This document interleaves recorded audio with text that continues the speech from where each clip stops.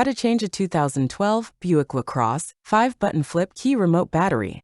Now here's Sergeant Locksmith to show you how. Let's change our battery out on our Buick LaCrosse 5-button flip key remote. For this task, you will need a flat tip screwdriver and your battery, which is a CR2032. Easy task to do.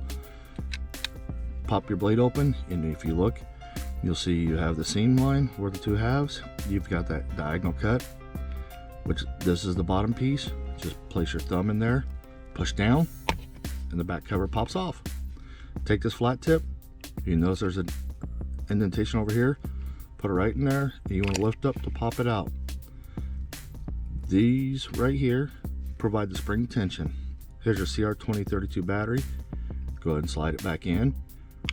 And you notice it goes under that little lip right there, and when you get it in, push it down and it should lock in with the other tabs. Go ahead and put the back cover on. There you go, you've changed it out. Hey, thanks again for watching, and let's be safe out there.